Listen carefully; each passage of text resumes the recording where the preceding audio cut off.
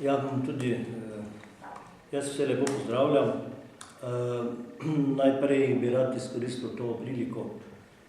Ta naravna nesreča, ki nas je doletela, se mi zdi kot neka kazen, ko so zamrznitve iz politike prišle v naravo. Zato bi tudi jaz rad pohvalil in se zahvalil vsem slovenskim gasilcem, civilni zaščiti, režijskim obratom občin, prostovoljcem in vsem, ki v teh težkih trenutkih pomagajo našim ljudem. Tukaj smo se Slovenci vedno znali izkazati.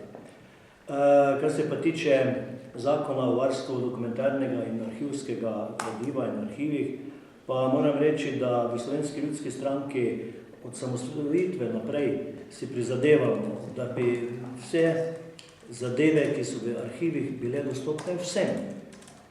Ne vem, zakaj ta koalicija, zakaj je toliko do tega, da se vedno nekaj skriva, da vedno želimo neke stvari, neke podatke skrivati. Ali je to v arhivih, ali je to v bankah, ali je to pri plačah vodilnih državnih podjetij, ali je to v zdravstvu, ali je to v šolstvu.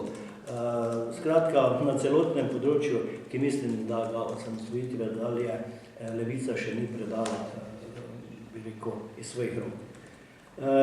Kar se tiče referenduma, seveda mi podpiramo tudi zbiranje podpisov in tudi podpiramo, da se referendum izvede.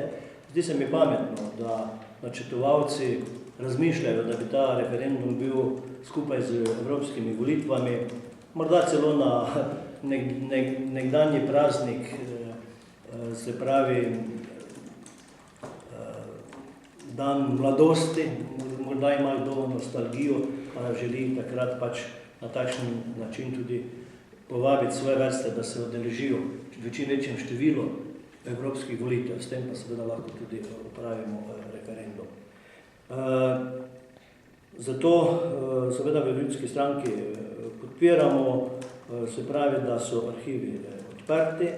Mi smo predlagali ob samem sprejetju zakona, da se naj začne pripravljati nov zakon, kajti strokovne službe in tudi strokovne službe v državnem zboru in tudi tiste strokovne službe na ministrstvu, ki so zakon pripravljale, skoraj da v vsakem členu so bili neki popravki.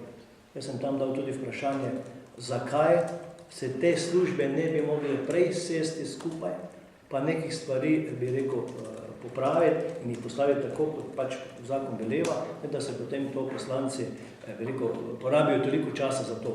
Če so to vse službe, ki jih plačajo na eni strani na ministrstvu, na drugi strani v državnem zboru, mislim, da bi bilo to takšno delovanje zelo primerno in dobrodošlo.